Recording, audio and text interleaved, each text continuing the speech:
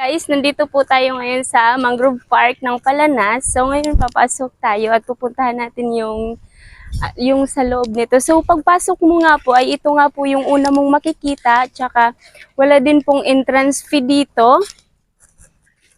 So bali ipapakita ko yung sa loob ng Mangrove Park. Tara.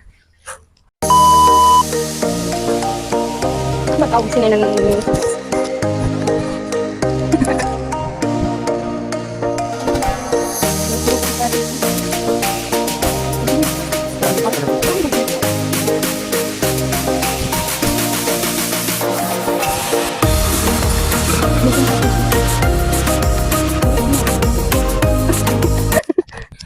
So, bali ito na nga po. Pumasok na tayo dito sa sa loob mismo ng yung pinakamaganda na yung akala mo may ikakasal.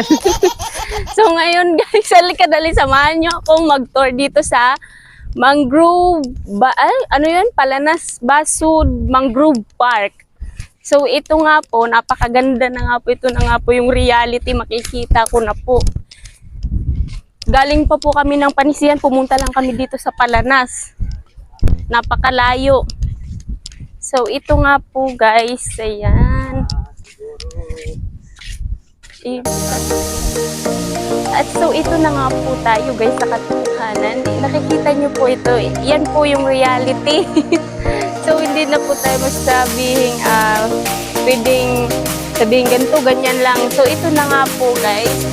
Ito nga po yung di lang po siya circle na parang wala lang sa loob. So, bali may mga upuan din po siya sa loob. So, ito po siya sa loob. Ayan. Bali mga butas-butas po yan. Tsaka napakasarap ng tanawin dito.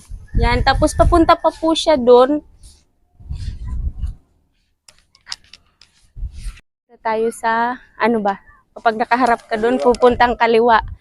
So, yun yung kanan. Kapag nakaharap ka, yung kanan, kaliwa. So, pupunta tayo ngayon ng, kunin mo yung bag ko. So, ngayon, pupunta tayo dito sa kaliwa. Di siya masyado gaanong mahaba gaya ng Mangrove Tam ng Masbate City. Diba, mas mahaba yung nasa city. Tara, samahan mo ko. So, kasama ko nga pala yung kapuya ko, tsaka yung videographer ko po, yung kapatid ko, yung bunso ko namin. Bunso na makulit. So, ito nga yung part na parang may pabilog. Yan. Maganda din ditong mag-picture. Yan, mag-picture dito. Model ako, flash. So, ngayon, parang meron din po silang CR dito. Ito po siya. Parang merong CR. Sobrang napaka-presko, napaka-presko. Ayan, yun. Bali, mabato siya sa ilalim. Mga bato, dali na sa bahay, i-reprop. Ayan, dagat yung tapos ito yung CR. Oh. Ito yung CR ng Mangrove. Ito kung pwedeng kasi wala pa namang nakalagay na male or female, baka hindi pa siya pwedeng gamitin. Ayun, so yun na nga po yung dulo, yung may mga batang yung may mga batang na siupuan. Yan po yung last part. So ngayon babalik tayo, pupunta ulit tayo ng kanan. Yung kanan ganun lang din naman din kaiksi, pero pupuntahan po pa rin natin yon. So, ito yung papuntang kanan niya, guys. Same sa lang din naman sa kaliwa. Maiksi lang din naman siya. Teka, may mga solar din naman, no? Kapag gabi. Oo.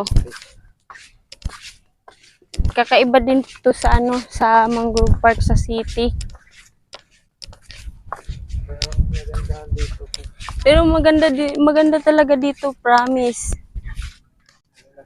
Wala nga lang siyang parang mga kubo-kubo na pwede mong pagtambayan kapag umuulan.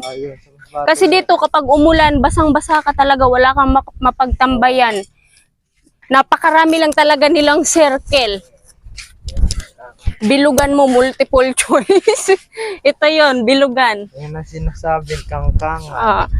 Ito yung last part din. Dulo na din po ito. Ito yung dulo.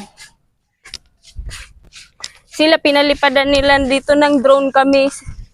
Tamang drone-dronan lang. So meron din tayo ditong nakitang gripo. Ewan ko kung gumagana po ito. Pero gripo po siya. Meron. Baka meron. Huwag mo ipitin. Huwag natin pitin. Baka masira pa. Ito yung last part niya. Kanina din na tayo nagtuloy sa last part dun sa kasi maraming maiingay na mga guys. So ito yung pinaka last part ng mangrove dam dito sa Palanas kung nakikita nyo. So bawal talagang malaglag yung gamit nyo sa ilalim. Kasi kapag nalaglag yung gamit nyo sa ilalim, wala siyang hagdan sa pababa. Babalik kayo dun sa entrance para pumunta dito. Napakaraming bato, tsaka putik na yun dun. Dito mababato. Tingnan nyo guys, ito. Lika, pakita mo sa kanila. Yan yung mga mababato yan. So ngayon, pag nalaglag yung gamit mo dito, wala, baba ka. Saan ka dito bababa?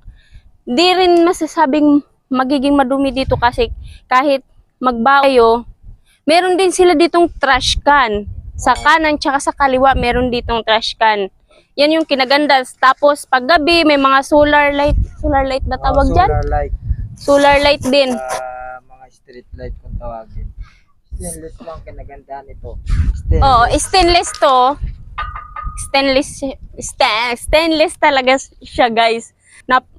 So yun lang po, maraming salamat sa panonood ng aking video. Bye! Sa susunod ulit na travel!